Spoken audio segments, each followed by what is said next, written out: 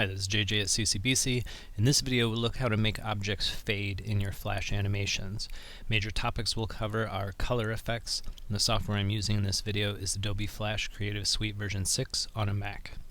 So a quick review: basic Flash animation techniques: create your vector shape, convert to a symbol, apply your motion tween, apply a change. So let's do that.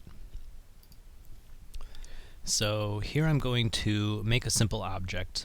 I'll just do a rectangle, and I'm going to set up a standard motion tween. So from this corner to the bottom right corner, we're going to animate this object. So I've made my shape, convert to a symbol. I'll just call this red square. Apply my motion tween. I'm going to spread this out a little bit, 100. And then I'm going to apply my change. So the first change I'll do is just a movement change. So I'll move it down to here. The second change I'm going to do is to apply a change to the symbol itself. So I'm going to deselect, and I'm going to click on the symbol one time so my symbol is selected. And over here in my property inspector, I now have symbol properties. Okay, this is an instance of my red square symbol. I can go into what are called the color effects, open this up, and there's a couple different styles I can play with. The one I'm going to show you is alpha. You can play around with some of these other, the tint, brightness, etc. But I'm going to play with the alpha channel, which is what stores transparency. So if I click alpha, it gives me my alpha property, which by default is set to 100%, so I can see the object. If I slide this down to 0, you notice it's completely invisible. My alpha is now completely transparent. Now you have to be careful. Sometimes it sets the alpha for both the first and last keyframe at the same time, but you can already see the effect it's going to have.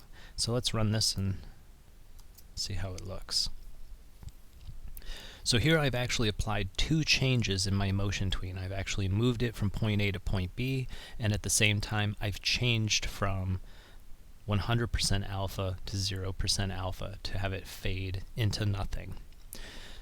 So that's one way that you can fade your objects. Let me show you another, a little more interesting technique you can do. So what I'm going to do is set my alpha back to 100. So this is just a regular motion tween from point A to point B. I'm going to make a new layer. I'm going to lock that bottom layer so I don't make any changes to it. It's exactly what I want. In this new layer, I'm going to create, let me double click, I'm going to create across all of the frames a new shape. So I'm going to select a black fill, and I'm actually going to turn off my stroke. I don't really need it for this. I'm going to make basically a curtain to hide my animation. So I'm going to make a square. I'm going to select that square. I'm going to position it at 0x, 0y, which is the upper left corner. I'm going to make it 550 pixels wide, which is the width of my stage, and 400 pixels tall, which is the height of my stage. Right, so you notice I now have this black curtain that covers up the entire animation. It's all black. Okay.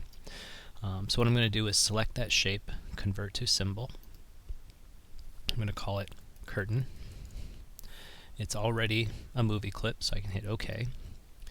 And I'm going to apply a motion tween here. Now you'll notice it's gray. This isn't actually a motion tween yet, but I'm going to select the whole thing, right click, create motion tween. And it's going to turn all of those frames blue now, so you can see it is an actual motion tween.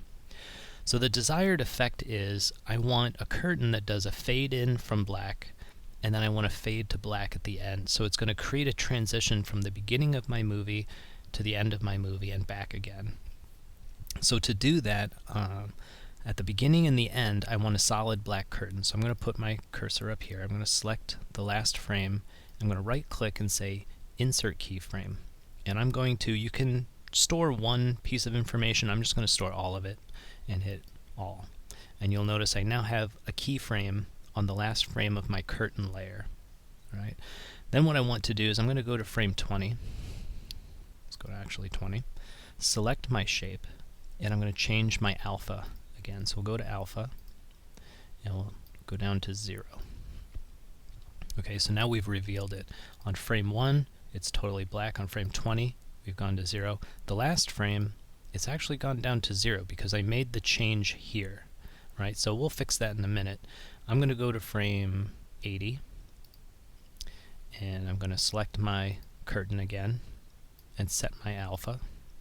And in doing so, it created another keyframe at 80, and that's important because I want it to start at 0 here, and when I get to frame 100, I want my curtain to be 100% alpha. So it'll fade to black in those last 20 frames. From 20 to 80, that curtain is invisible. It's still there, but it's completely invisible during that time. So it'll start from black, fade in, reveal our animation, fade to black, and then transition back to the beginning of our movie. So let's see this effect.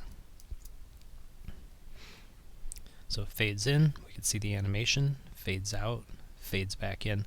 So you don't see the shape resetting itself by putting a curtain at the beginning and end of an animation. It creates a nice simple transition from the beginning of our scene to the end of our scene and back to the beginning. It makes this a much more enjoyable visual experience for our audience. So it's another way that you can use the color effect, the alpha transition, in order to have an object fade in and fade out. And you notice I'm not moving the curtain. It's called a motion tween, but it's still sitting in its original position. The only thing that I'm tweening is that actual alpha value. So it's a nice fading effect, and hopefully you'll use it in some of your projects. Hope you learned something. See you in the next video.